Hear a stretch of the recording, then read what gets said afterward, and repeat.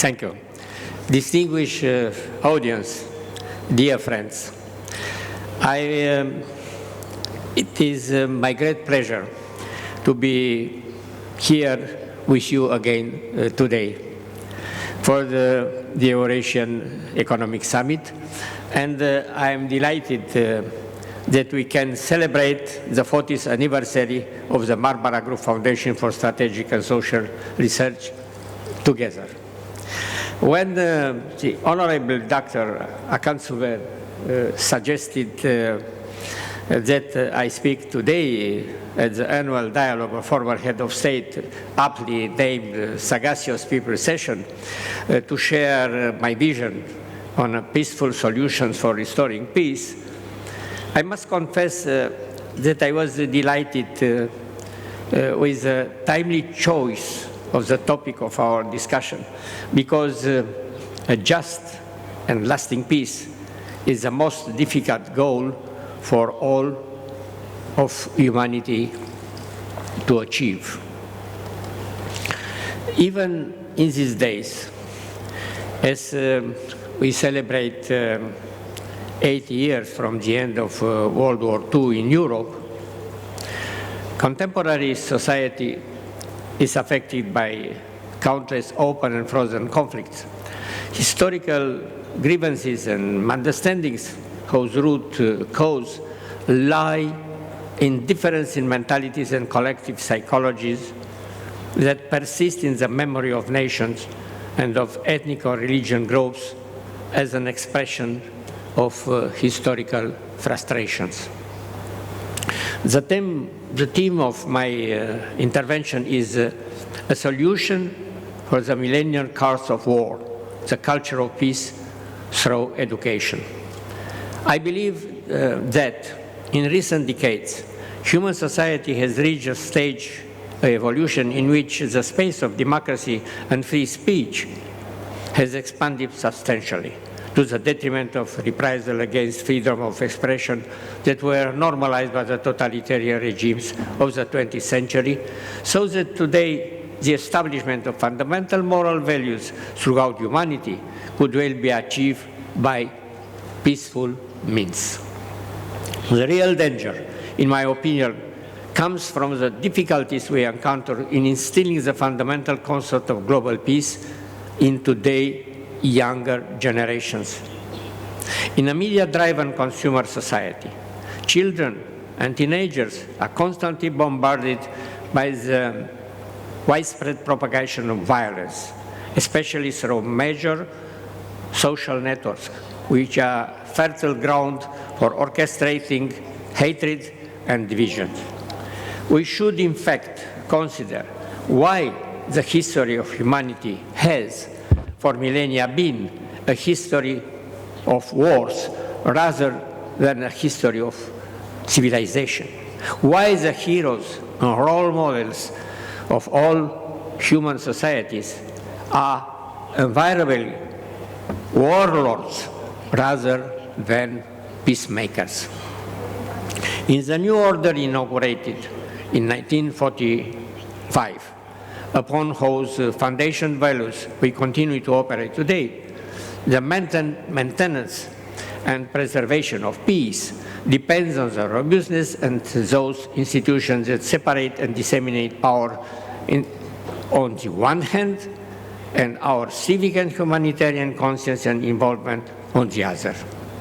There is an interplay between these elements, because once such institutions become established, they are likely to leave a lasting mark on our collective memory, depending on how long-term remain in place.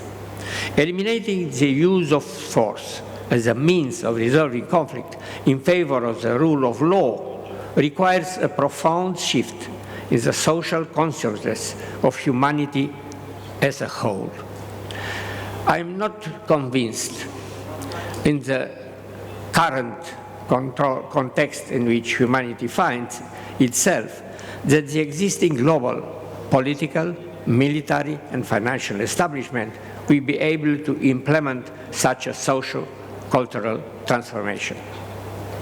Cultural diplomacy can, however, serve as a means of preserving the use of scapegoats in bellicose domestic and foreign policy. The first step is to engage in a process of dialogue based on the acceptance of the other. However, it can only be fully realized through the understanding of the other. When one acknowledges that one can learn from a culture different from one's own. While the dialogue can be a helpful tool, a lasting peace cannot be built without also establishing a culture of peace that must be based on a new type of relationship between countries, but especially between people who share common values that long predate the emergence of the modern nation states. To give this concept its due importance, peace must not be regarded merely as an alternative to war. It must be defined as a means of defending humanity's most important value, life itself. The ultimate goal of the culture of peace, established across the whole of humanity, can only be achieved through a lengthy process of education that begins in childhood and is reinforced throughout life until old age. A form of civic education that rejects violence not only in the resolution of military, political, or economic disputes, but also the viable means of attaining fundamental human values, such as freedom, truth, and justice. However, if we look no further than the society in which we live, I do not believe we can find a more conducive environment for instilling these fundamental values of humanity in present and future generations, as well as for testing and revising these values, than the academic milieu. Its formative vocation, combined with the characteristic scientific rigor, but also with its opens to the new and well-justified perspective, recommends it as a most appropriate space in which to develop, ground, and disseminate the seeds of the culture of peace, then can subsequently be transferred to society as a whole. In the world of science, ideas are conveyed through sound argumentation. They take shape as substance through discourse. Once formed, they are examined, analyzed, accepted, or rejected. For foundational callings do not seek to dominate and subjugate their audience, but rather attempt to patiently shape the core of the human personality, a task that political action cannot undertake. I therefore believe that educating future generations in the spirit of culture of universal peace is one of the greatest and most pressing responsibility of the academic milieu, all the more so in the present day. Any effort to formulate a philosophical foundation or methodology for building a culture of peace through education within the ivory tower of academia will encounter difficulties in translating these foundations into the social cultural context outside of the academic milieu.